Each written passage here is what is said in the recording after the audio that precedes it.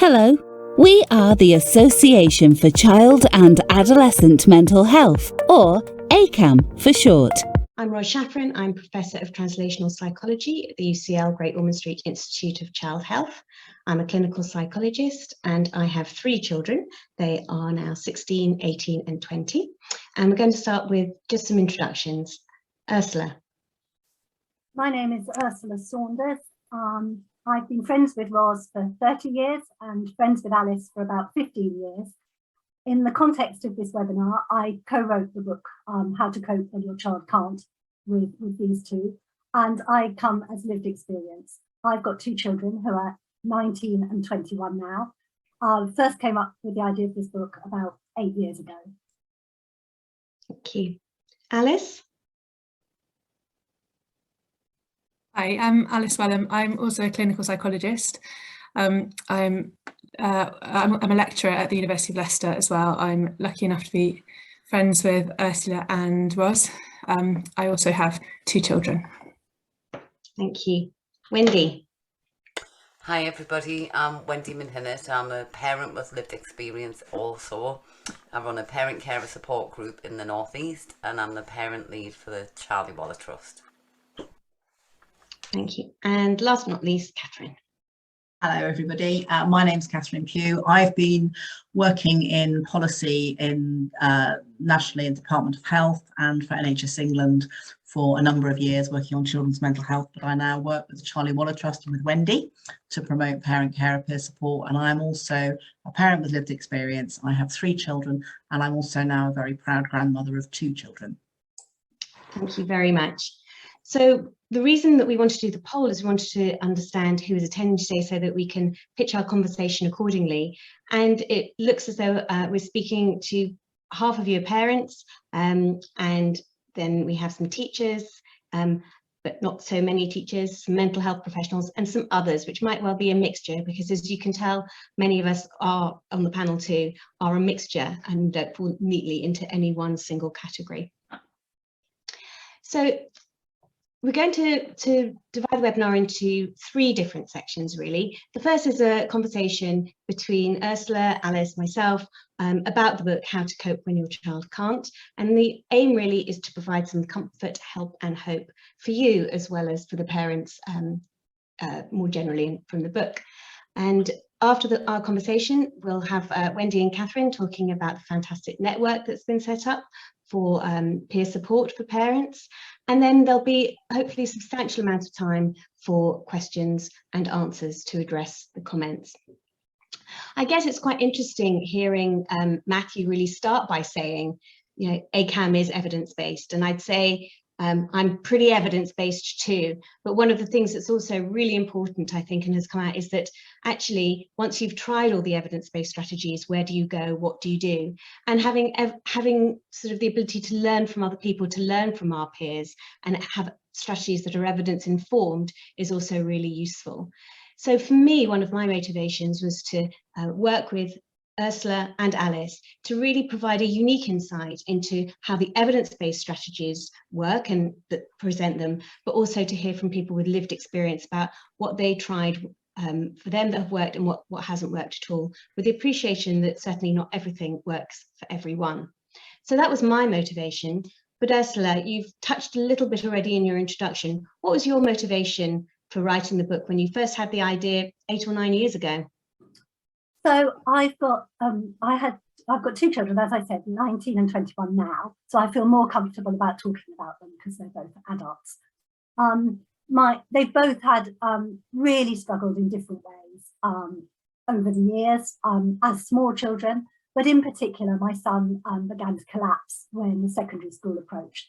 And I didn't really see it coming. I thought he was going to transition fine to secondary school. I didn't actually know the word transition was a word then. I didn't know you couldn't, I had no idea that children could refuse to go to school. I'd possibly read about school phobia before and thought, well, that sounds a bit ridiculous. What's that? You know, surely that's sort of made up. But actually, you know, my son really, really struggled. And when it became clear that it was devastating for him, that he couldn't cope, he couldn't get into something that I thought was quite easy to do, I completely collapsed as well. And I collapsed pretty quickly. I I was fairly desperate. I was also very ashamed, and I was very out of ideas. And I was also really aware that the more I was putting pressure on everybody in the family, the more my inability to cope manifested itself. Well, the less good I was as a parent, and the less able I was to help him. And it was clear that my distress was making things worse for everybody rather than better. So at least I had that tiny bit of insight. I was also really lucky to be friends with Roz and Alice, who were both specialists in psychology, and I could go to them and I could be really honest, and I could tell them what was going on at home, which was ugly at times, really ugly and embarrassing. And I could also, talk to them about how I felt. And then I think I was sitting in a lay-by outside the school. My son had gone in for 5 minutes. He was about to ping right out again, which was, a good thing, because he'd actually got in. Most days he didn't get in. And I Googled how to be happy when your child is sad. And what came up, obviously, there was nothing, because you're only as happy as your unhappiest child. We all sort of know that. But how to help your unhappy child came up. And I just thought, there's nothing there. There's absolutely nothing for me in this place to go and, find sort of respectfully find some help for myself. And so then, I spoke to Roz and Alice separately, and then the three of us got together and we thought, there really is something here. And I was also really curious to see what was out there, what could help me. And although I felt like I was the only parent in the world at that time with a child not going to school, I understood it probably wasn't me. And I actually think the landscape has changed a lot in the last 9 or 10 years. And I hear about it an awful lot. Thank you, Ursula. Do you want to say a little bit about why we changed the title of the book? Yeah, I think our original title was great, because I think it was nuanced, it was outrageous, it kind of showed that, it was challenging. It basically explained, it was sort of taking the piss out of being happy. Of course, it's ridiculous to think that children can be happy all the time. But I think Roz and Alice very sensibly realised that it was a little bit too controversial, and so we've toned it down. And actually, there are times, where just coping, you're doing very, very well. And I would say, none of us have managed to be truly happy when our children are miserable, but you can certainly get yourself off the floor and be at a more coping level. Thank you. So the original title was How to Be Happy When Your Child is Sad. And I think during the writing of the book, we realised that actually that was too high a bar, and simply coping, and which we defined as breathing, really was a step forward in the area. Thank you, Ursula. Alice, what made you want to get involved? So a few things really. And first, this is something that I've thought about and seen a lot through the work that I've been involved in over the years in psychology. So, for example, I've been lucky enough to work with some amazing parents and children, and in some of this, I've worked with parents of children with genetic conditions which affect their development. And some of these diagnoses are associated with very high rates of some psychological difficulties. And I've seen this way that there are lots of parents out there negotiating really complicated situations. And of course, one of the things that isn't spoken about so much is how very difficult this can be for parents. We know that the rates of distress among children are possibly growing, maybe even more so since some of the measures that were put in place in relation to COVID. And again, it's just very clear that this leaves a lot of parents floundering as well. And also a bit of a personal reason, I have a sister, Het, with quite serious difficulties with her mental health. And being very close to my parents, I've also seen the sort of massive sort of systemic impact that this has, obviously, not only on my sister, but on my amazing parents as well. Thank you. So Alice, although you and I are both clinical psychologists, we have different areas of sort of expertise, and we had some discussion amongst ourselves about which strategies we really regarded as key ones to put in the book. We had so many different ones to choose from, wanted to make sure that they were all evidence-based, and our section was certainly focusing on the evidence base, with Ursula's section to be more focused on gathering other people's lived experience. So do you want to tell us a little bit about why you really rooted for acceptance as an evidence-based strategy to be in the book? Acceptance is something that came up again and again, didn't it, in different forms, and thinking about and talking with people about this kind of situation.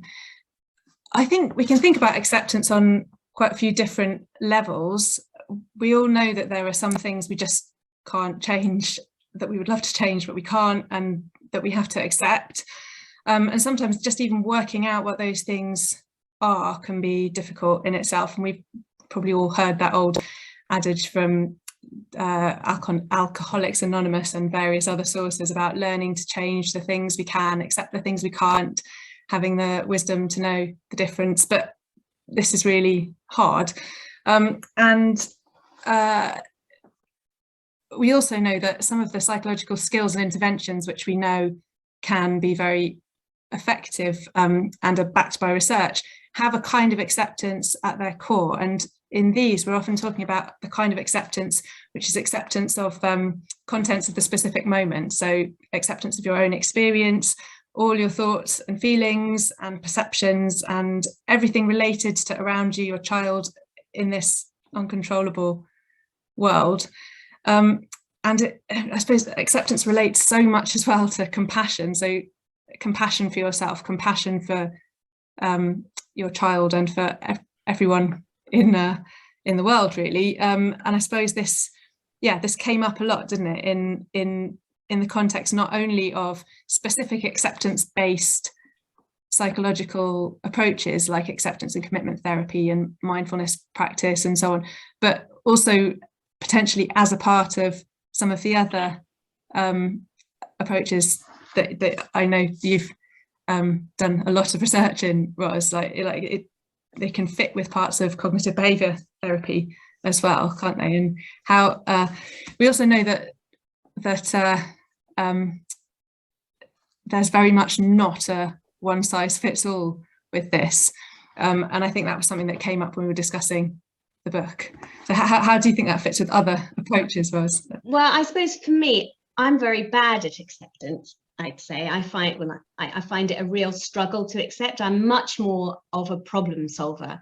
So I think my general stance is, okay, my child isn't going to school, or okay, there's whatever the problem happens to be, it's what can I do about it? How can I get the information to solve that problem? Which solutions shall I try for? So I think that you're absolutely right. People have different ways of managing things. And I guess it also really struck me in the book, very similar to what Ursula's touched on, is how when you're problem solving, sort of my default was about problem solving for my child. You know, I think there was one instance during the writing of the book when everybody else got invited to a birthday party except for my child. And, you know, do I phone the mother? Do I not phone the mother? All those kinds of things. What can I do about it? Rather than saying, actually, I accept that this situation has happened. I accept as they've got older in particular, it's harder to be as proactive and problem solve. And that actually there is something about where my responsibility lies within it. So I was very keen to include problem solving in the book. I was very keen to really set out this sort of idea of whose responsibility is it, and how can we look at that. And I think, Alice, as well, I was quite keen to have boundaries in there. But I remember when I wrote the section about boundaries, Ursula writing a comment in the margin saying, I don't like boundaries, they've never worked for me. And she's sort of acting as a kind of neutral voice, as to say, well, actually, for some, you know, untangling you are not your child is really important, and an important aspect, although not everything works for everyone.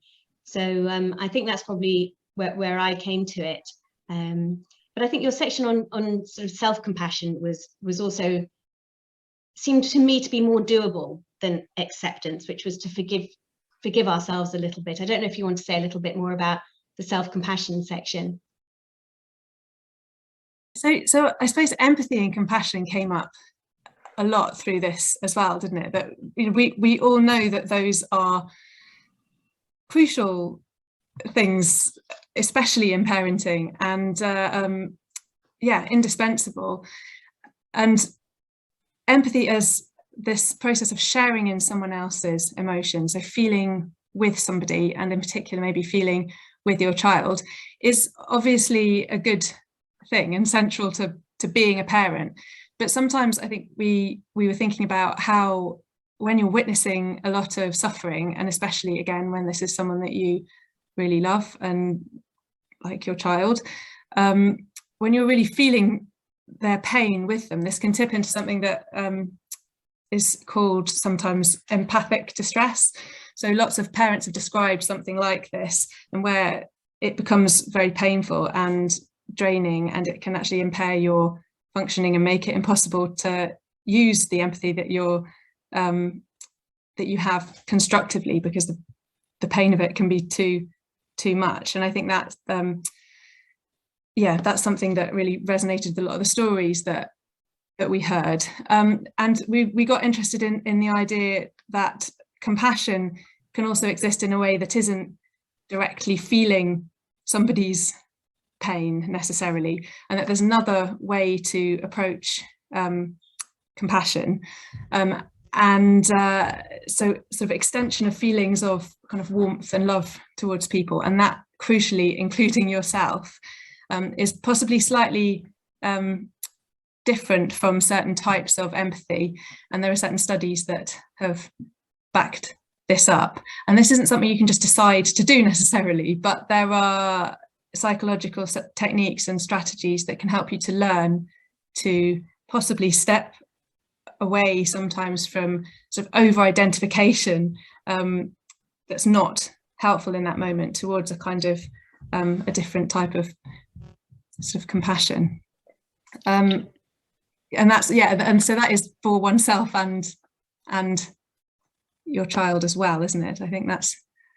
Yeah.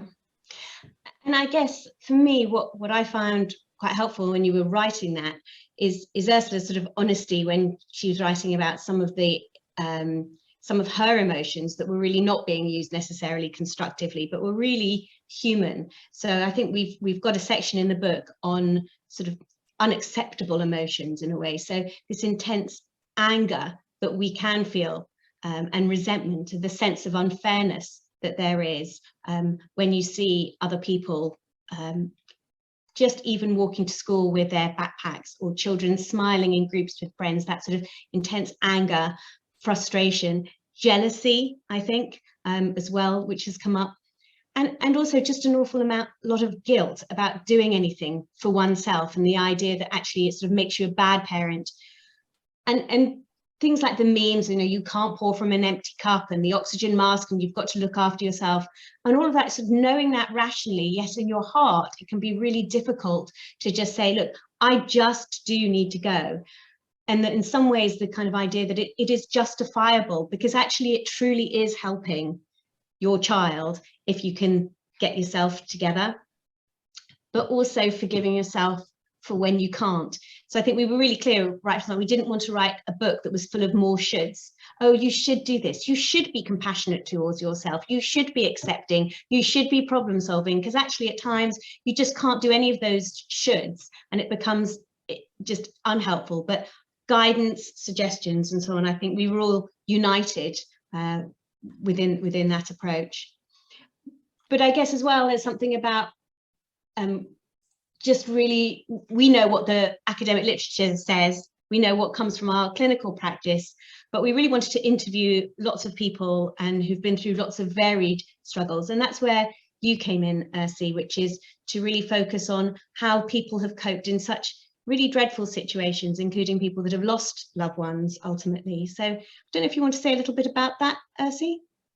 So it was almost, where are we now? It was about 2 years ago. I'm all lost, like everyone is, with COVID timing. So I was probably doing these interviews March, April, May 2020, and my father was actually dying at the time. He died during COVID, and I spoke to an awful lot of people. I was doing Skype calls, typing while I spoke to them, and I had just got the most incredibly diverse set of experiences, and the communication was incredible, because really the only people who understand some of what you're going through when you've got a child who's really struggling is another parent. I didn't find much on forums myself, but as some people have, and they showed me forums that I could go on and find help. But I just got a huge range of experience, lots of people trying, some things work for some things work for others. And I took away a lot, mantras we discussed, and I discovered that I love a mantra and that I really use them. They really help when you've got a very messy brain to have something like, you are not your child. With my children at the time, it was, I set a very low bar. It sounds very negative, but it actually really helped. It just kept pulling me back to, sort of life and death questions rather than, how they were doing it in class or something like that. Other things I found, they sort of endorsed things that I already knew, but hearing it come from other people or hearing the opposite of what I thought was incredibly helpful. I remember one woman saying that she prioritized going swimming every morning, which meant her child got up late and it didn't do, but actually she hadn't had that swim. That was really important.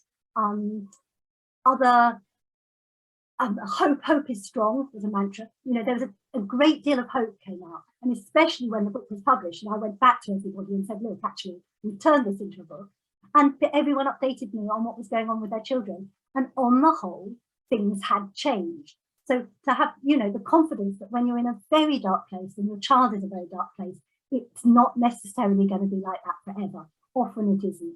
And I think I'm a terrible catastrophizer. Basically wake up at 4 in the morning and start on my worry list. And that is something that I've really begun to harness and rein in as a result of the strategies, discussing with Ros and Alice and going through checklists, but also hearing other parents, saying it was like this and it's now like that. One day I get him out for a minute a day when he wasn't going to school. This was when he was 12. This was another parent telling me. And now, 4 years later, we go on 5-mile walks at the weekend. So that tiny steps approach and hearing people say that. And sometimes you just need to hear it from somebody else. You know it, but hearing it from somebody else is hugely comforting. And thank you, Ursula, for sort of sharing your story and insights, and Alice too. And I guess what was really striking is that almost everybody that you asked, all the parents, really wanted to tell their stories. They wanted to share, and they wanted something good to come from what has been such a difficult time for them. And we've done it in the book. We've shared the stories and we've shared the evidence-based strategies. But Wendy and Catherine, I'm going to hand over to you because you've ramped it up a notch. You've got a national network which is enabling parents to learn and share from each other. Thanks, Ros. And we've got some slides actually that Wendy's going to drive. So we're just going to bring those up. Thanks, Wendy.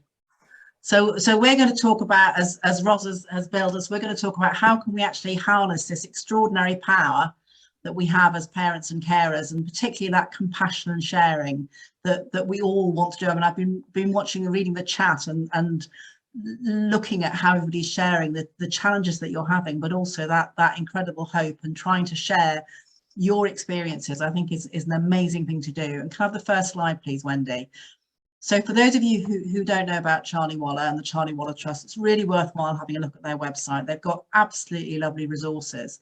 And actually the whole charity is founded on the basis of compassion and empathy by Charlie's family for other people. Because here's some pictures of Charlie, this beautiful, beautiful boy who had everything to live for and seemed to have everything handed to him. And yet when he was only 28, he took his life and he had depression. And in response, his family have set up a trust with the aim of making sure that parents and families and schools and anybody who touches the lives of children and young people knows how to help and knows what to do to support them. So it's really important that Charlie is right at the heart of everything that we do. So Wendy, I think over to you. Yeah, just hearing, reading some of those comments in the chat takes me right back to 7.5 years ago when I was that desperate parent, feeling like I was the only one going through it. My daughter was really struggling with her mental health, and I wanted to speak to others. For me, that was important. I wanted to be able to find out, am I the only one? And out of desperation, because I couldn't find anybody, I couldn't find a support group, I set up a parent carer support group in County Durham, right from the very beginning, in partnership with mental health professionals, because I was a parent who wanted to kind of talk to other parents, but I wanted somebody to bring that evidence base, what Rose is talking about, and the mental health advice. So Rollercoaster is a parent carer support group, offering support groups, digital support and training for parents and carers. And what I've found on that journey is, and I'm sure all the parents on here, even the professionals, will relate to that, when you are looking for support, it's like an absolute maze out there. You don't know where to start, you don't know where to turn to. Often the first place you go says, no, this is not for you need to go somewhere else, and you can find yourself going round and round in this maze, and it's really, really tough. And on this journey, in the last 7.5 years, there's something that I've really learned. People come along when they're in that maze and they're looking for support. You can spend quite a lot of time there going round and round. But when you get the support that you need, and whether that's through a mental health professional, from going along to a parent carer support group, from reading a book like this one, you know, this could be the thing that helps somebody. When you start feeling supported as a parent, you're much more likely to start getting involved with things out there in your local community or within your mental health services. And what that does is it increases your understanding of what's going on, how to help your child, how to help yourself as a parent, and that builds resilience. Going from that place of not knowing what to do, not knowing if you kind of the things that you're doing are helping or not helping, that building that resilience gives you confidence and makes you think, I can do this, I've got this. Even though, you know, from one day you might have it and the next day things might change and you need to do something different, that's okay. And on that journey, so many people get to that point and they want to be able to help others. They want to be able to give something back and offer advice, information and tips to other parents. And it's through that, from me setting up a parent carer support group, working alongside the Charlie Waller Trust and meeting other parents from all around the country who have done what I did, that the Charlie Waller Trust supported the development of the Place Network. And the Place Network brings together parent carer support for parents and carers who are supporting a child with mental health difficulties all around the country. If you haven't heard of it, Catherine may well post this in the chat right now. Please click on to the Place Network, because if you're not aware of a parent carer support group in your area, you can go on, look at the virtual map and find something. If there's not something in your area, all of these parent carer support groups will welcome you. So great place to be able to get support. And something that I've learned over this time is around the country it is a postcode lottery. You can live in one area and there might be support available. You can live in another area and there's no support available. And together, all of the parent carer support groups who are part of the network have got this, what we call the McDonald's vision. And the reason I'm saying that is literally anywhere in the country, you don't have to travel very far to be able to walk into a McDonald's, to be able to, there's a menu available and you know what it is that you're going to get. We want that for parent carer support and children's mental health, that there's a menu of support and no matter where you live, you're able to get the support that you need. And through the work with the Charlie Waller Trust that Catherine is going to go on to talk about, we think through parent carer peer support, we're helping to create this McDonald's vision of support. Over to you, Catherine. So one of the most important things I think about the Place membership is that actually that the members themselves decide what we're going to do and what we're going to work on. And when you're running a group, or if you're doing one-to-ones, or you might be doing a social media group, a lot of people really worry about how they're going to get it right. And one of the things that I think is really interesting about what Wendy did all those years ago is right from the very get-go, she worked with professionals. So she had that professional support and guidance to make sure that what was being talked about and where people were being directed was the right place. So it wasn't just people getting together and having a rant, because sometimes we all need to have a rant. It's also about how do we make sure that our children and young people and we get the help that we need.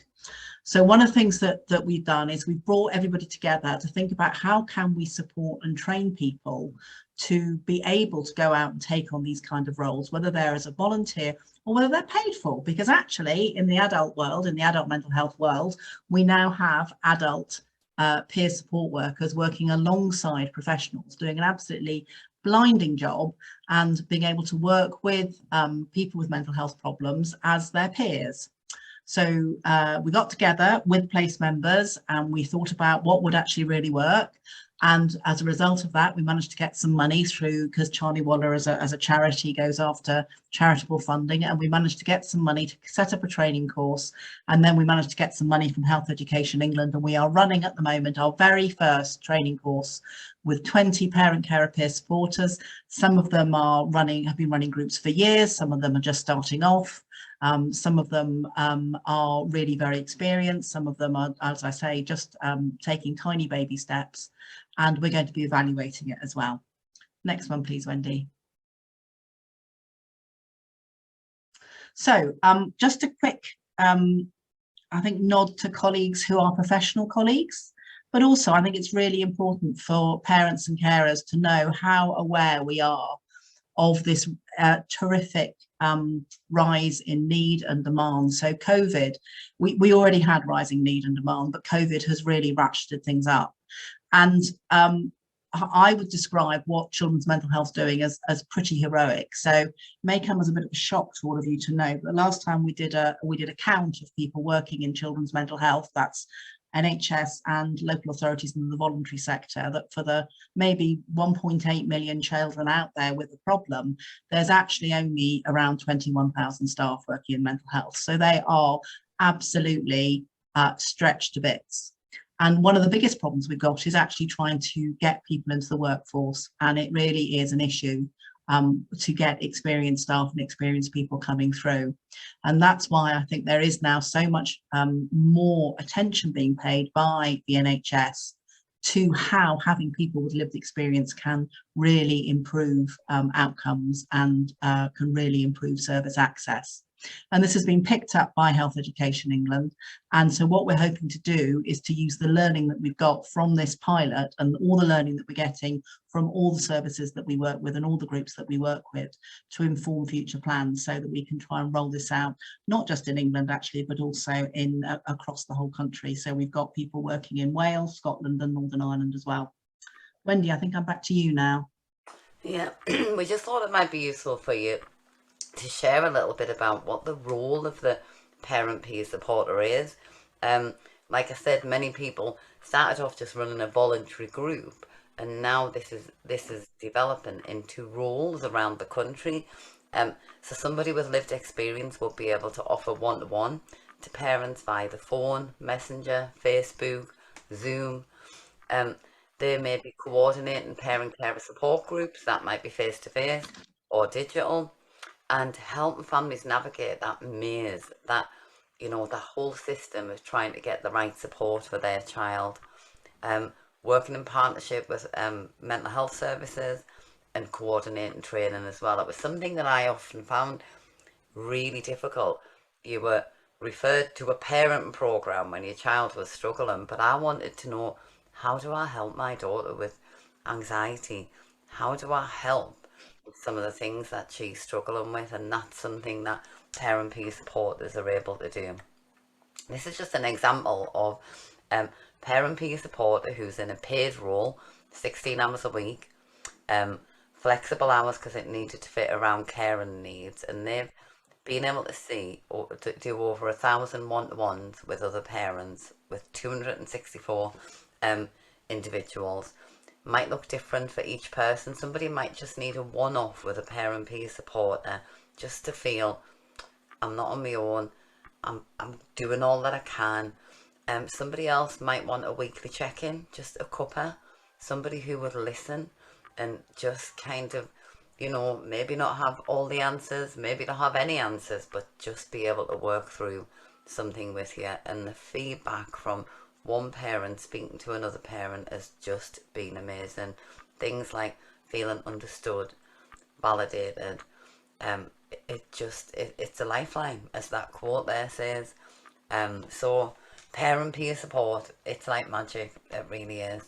And going back to kind of what I started with, somebody going right from that point of needing support to them wanting to support others, I just want to read this quote out. This is from a parent peer supporter who was part of the network. Several years ago, my daughter was struggling with her mental health, and the impact on our family was huge. I felt lost, alone, and totally out of my depth. I had to give up work, and she was unable to access school. I lost me. And many parents in this situation, you do lose yourself. I joined a support group and started volunteering to help. It was a lifeline. Fast forward to now, my daughter is in a much better place. Family life is back again. I work as a parent peer supporter, and I cannot believe to begin to tell you how proud I am to be able to help and support other families. I've come full circle from needing support to supporting others, and along the way I found me again. And that, it just really sums up parent carer peer support. But I think what's really important is the reason we're doing this is for our children, young people, parents and carers get into this because their child has been unwell. And sometimes I hear, well, young people don't want the parents and carers involved. But now over these last 7.5 years, I've spoke to so many young people who say, I wish my mum and dad had that. I wish they had a place to get support. And I'm just going to read out some of the words from this quote. It makes me feel better that you go to the group, Mum. I'm pleased you were getting support. I know how hard it is for you. And ultimately, when parents and carers get support, their young people get support. And that's what is really at the heart of the work that we're doing at the Place Network. Back over to you, Catherine. Thanks, Wendy. And I know there's lots and lots of people who work in children's mental health who are on the call. And one of the things that we've experienced is very often professionals are quite anxious about this. They worry that they're going to sit with parents, and parents are going to be very cross. They're going to be very upset with them, and that they feel very defensive.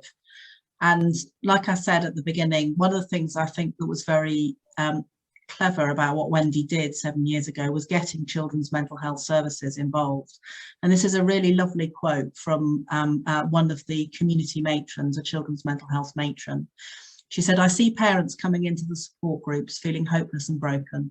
And after an hour or so of somebody receiving support of other parents who can offer knowledge and experience, parents leave the group with, in their words, a weight lifted off from their shoulders, renewed hope, direction and strength to continue managing their challenges. They work with the parents of some of the most complex difficulties, often both in what their children are experiencing, but also in the personal difficulties of parents. And one of the things I've seen in the chat today is how many of you are reaching out to each other and saying how challenging you're finding it for your own mental health and well-being. So the quote continues, the skills, experience and wealth of knowledge of the peer supporters offer other parents in negotiating services for their children and accessing support for themselves is remarkable. So this is about a partnership. This isn't about parents and carers setting themselves up against services. This is about how can we all come together to support our children and our young people. And in doing so, we get the support ourselves. Next slide, please, Wendy. So this wouldn't be an ACAM presentation without thinking about the evidence base. So one of the reasons why the evidence base for me is so important is it gives us a way of actually arguing for more money, because it's very difficult if you are trying to persuade health commissioners to invest in something. If you can't prove what you do and what you do is going to work, you're actually up against other services who can do. So one of the things that we are very committed to is to build the evidence base for something that we all instinctively know is a good thing to do. So there's been a recent evaluation of roller coaster, and over 80% of the people who were interviewed agreed that a parent carer support service knew how to help with their problems or were working together. And 94% of the parents said that if a parent needed similar help, I would recommend that they use roller coaster, which is pretty outstanding. I'm sure a lot of children's mental health services would be delighted to have that kind of evaluation. So what we're also doing is we're getting the training that I spoke about earlier, and somebody said, I don't know where to access the training.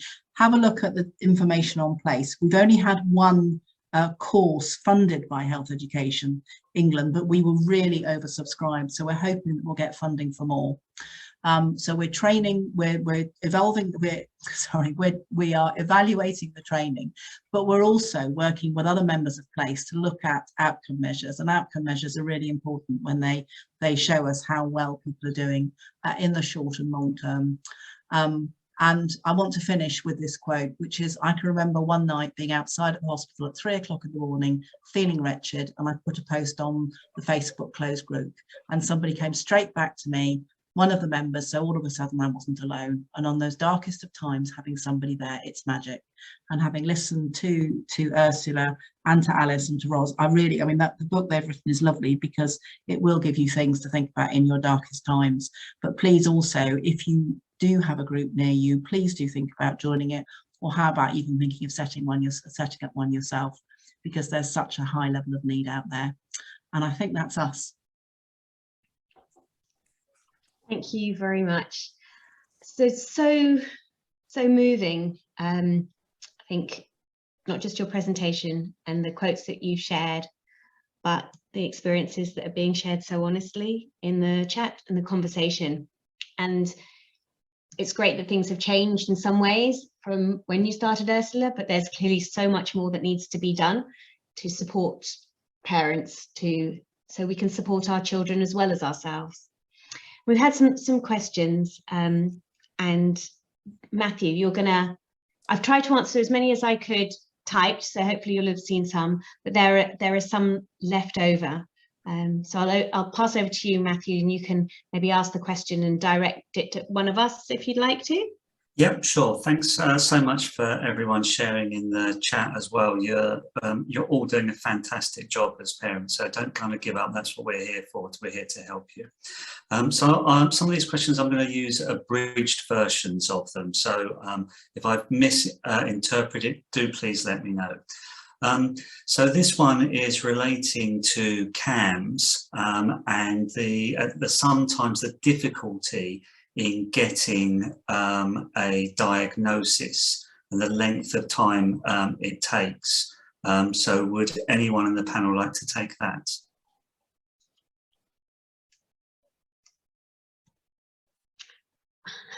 I can start.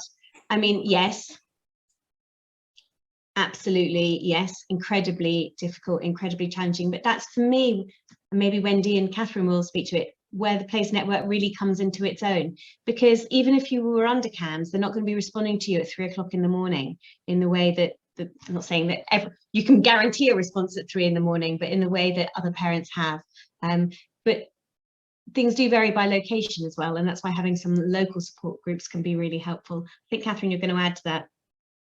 Yeah, so this is about, so I'm just checking that I'm answering the right question. So this is about getting a diagnosis and getting proper help for a child who has autism.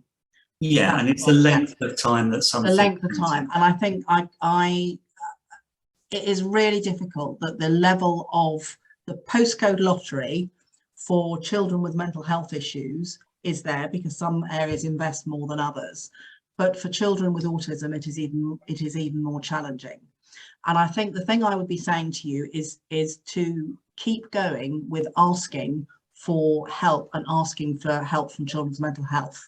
I would be going to your to the complaints procedure. I'd be going to, I mean, it used to be the CCG, but now of course it's all changed and it's an integrated care system, but there is a commissioner who is in charge of trying to make sure that there are enough services. And I would be pushing at every single door and actually asking for your daughter to have the diagnosis and the help she needs, because we are, as parents, our very best advocates for our children. And I would just say, I would keep going, and I would keep pushing, and I would keep asking, because I think that's the very best thing you can do. The other thing as well is there is a big consultation going on now for a mental health strategy by the Department of Health. We can pop the link in the chat, go on that, put in what you want. And the thing is, at the moment, it isn't directly linked to autism. Now, for me, autism and mental health, there's such an enormous overlap. And in some places, children's mental health are in charge of autism. In other places, it's pediatrics. Again, it's very varied, it's very murky. But I would go onto that as well. And I would also be talking to your local MP. I talk to your headmistress or your headmaster, and I would be pushing every single button I possibly could for my child. Ursula, did you want to add to that? Yes, and I'm not a healthcare professional, so Ros and Catherine, jump in if I'm inappropriate here in any way. I've had diagnoses for both my children. It's taken a very long time, but there's stuff you can do without diagnosis. You know, you can still put strategies into place, and you can research. And certainly in the case of a particular diagnosis that's out there now, PDA, and I've seen that come up a little bit on the chat, there's some incredible strategies that are very helpful that are out there with the PDA Society. So, you know, if you've got a hunch, follow it. It may not be correct, and, you know, certainly do all the things to advocate for your child that you can, but there's a huge shortage out there at the moment. But you can still there's still some things you can do yourself without, you know, the written diagnosis. Ross and Catherine, is that true? Fantastic, excellent, thanks for that. And for all those working in CAMHS that are joining us today, thanks so much for all your kind of hard work. We do know that you are really up against it. So going to the book here, was there any talk about how you can almost forgive yourself in kind of, you know, thinking that how did I get into this situation? Do you touch on that at all? Constantly, I would say, you know, it's parenting a child that is struggling is a constant process of disappointment in a way, forgiveness, reframing, you know, look at the tiny things. So, you know, if your child's not going to school 4 days a week, they're going to school 1 day a week. You know, if they're not going in for, you know, 8 hours, they're going in for 20 minutes. I don't know, but they're just, you know, you constantly have to get rid of expectations. And one of the things I did quite consciously, I was doing it already, but talking to other parents made me realise that this was something I should really focus on, is my friends are older and younger now. So I have a lot of, you know, young colleagues, you know, good friendships there, and older, wiser friends, because then the peer group thing isn't there. So I'm not there constantly hanging myself, looking at what everybody else's children are doing and mine aren't.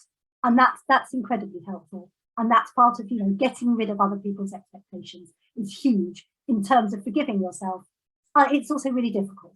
It's very helpful, incredibly difficult, but you can start to do it. Brilliant. So obviously children tend to spend a lot of time at school, and as well as CAMHS professionals, teachers are obviously under a lot of pressure as well. Do you have any tips and advice for parents that are finding it quite difficult to deal with a school and a school administration? Where the question relates to almost the school seems to be actively seeking to find people rather than to help people. Are there any tips that the panel could advise on? Can I come in initially? A couple of things. So there's 2 of the parent carer support groups as part of the Place Network really focus on kind of children who have difficulties attending school, and they've got some fantastic kind of guides and support that's available. That's one thing.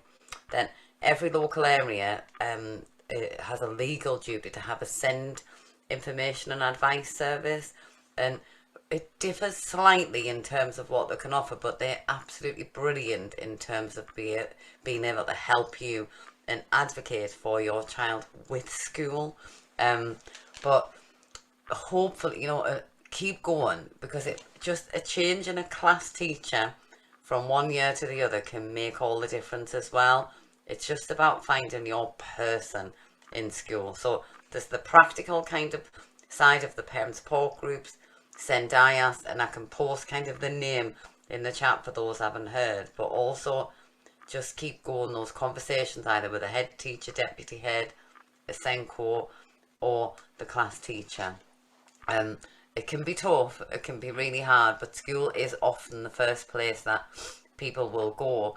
Lots of schools also have education mental health practitioner teams as well at the minute, so there is different avenues to be able to get in, so hopefully that's some help for people. Thank you. So there's been quite a lot of chat in the chat, unsurprisingly enough, about non-traditional families, which are probably more traditional now than the traditional family. And there's been quite a few questions around step parents and how they can help and assist. I'm presuming it's going to be no different to, you know, birth parents. But is there any advice that you would give to step parents or grandparents or other people that aren't, you know, the birth mother or father?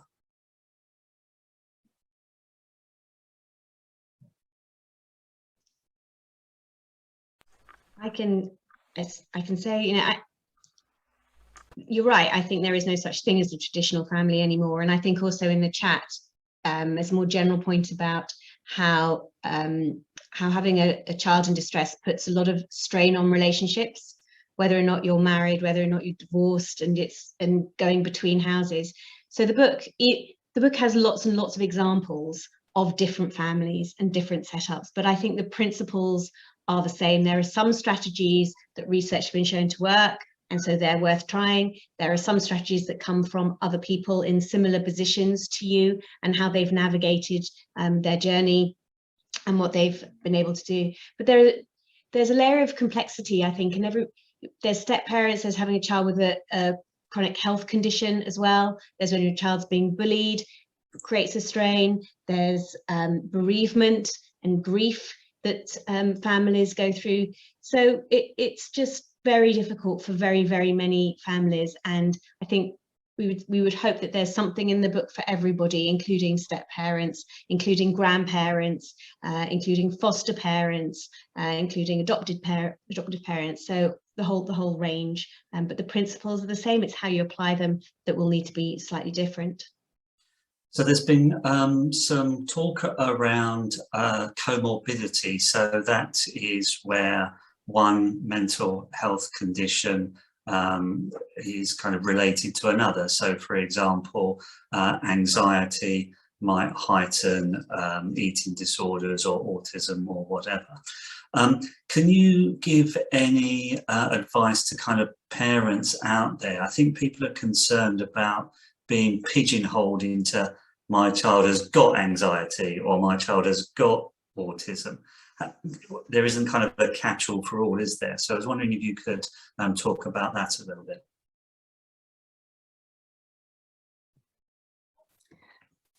So we know that these categories are very, very imperfect, and it's very frequent that people will meet criteria for more than one, sometimes lots of these different sort of imperfect categories that we have. So ideally we would be responding, and certainly professionals as well need to be responding on the basis of the specific set of difficulties that individuals have. How this relates to parents specifically, I guess again it would the strategies that we speak about in the book and that people have spoken about here, I guess in some ways they'd be very similar across different of diagnoses anyway, and as you say, lots of problems, kind of like anxiety might be a difficulty across lots of different of these categories, and we know that anxiety is very elevated for lots of people with autism, as you say, and similarly, you know, the category of eating disorder won't cover all the different difficulties that any individual might be experiencing. So yeah, I suppose I don't know, are there any specific strategies that that would relate to people who might fit lots of different categories. Can you think of anything, Ros? Ros, did you want to come in? Yeah, I will. So comment on that, but also sort of comment on what's going on in the chat. So I think you're right. Categories are people are not categories, and again, it's sort of taking those principles and applying them regardless of the category. And I think that while sort of services are so overstretched, that even when you get to services, somehow it's not always the panacea that you might hope and pin your hopes on. So all that you can do in the meantime to find the strategies that work for you is what I would advocate. But there's such a strong feeling in the chat. What's going on right now, Wendy and Catherine, is keep going, yes, I don't feel as alone because I'm talking to people, because I've got a connection with people, because the absolute hell that is going on at home, I'm not the only one, and they want that connection. And I've suggested, Wendy, that as a very first step, because I think people, you put it in there, that they join the roller coaster support group, which I think is absolutely phenomenal, and internet-based as well as local, that there's the Place Network, and that you've also put the link to local chats. And then there are other organisations as well that are being there. But I think for us, I can just say how much it really makes us feel that the book was worth writing. I've written other books, textbooks and self-help books, but actually this is the book that feels like it is so needed. And I think honestly, just that the sort of the idea that you are melding people's experiences with research data and it's being evaluated, it is comforting, and it hopefully is helpful, and hopefully people are left with at least a little sense of hope that this too shall pass and things can get better. That's brilliant. Well, we've unsurprisingly not been able to solve everything within 60 minutes. We never thought that we would, but we hope, and we certainly can see in the chat, that we have given some excellent advice, and it is making a real difference to everyone out there. So I do strongly encourage you to take a look at the book that Alice, Ursula and Ros have written, if one of you wouldn't mind putting that in the chat as well. And also the Charlie Waller organisation is a fantastic organisation. I strongly recommend that you go to the website, follow them on all the socials as well, and get involved in what they do, and of course within the work that Wendy is doing within the Place Network. So I'm just going to leave the chat open actually for 5 minutes or so. So if there's anyone in there that did want to share details and make connections, you can do that. On behalf of ACAM, I'd like to thank Ros and Ursula and Alice and Wendy and Catherine, who approached us with this idea of putting on a webinar, all completely kind of free. You know, they're not charging or anything like that. So thanks so much, and I really honestly do think that you're doing some fantastic work, and clearly people are benefiting and will benefit from that. So to everyone out there, keep safe and well. You're doing a great job, and we'll see you very soon. Thank you very much. Goodbye. Find out more about becoming an ACAM member and to be part of the advancement of child and adolescent mental health. Visit www.acamh.org.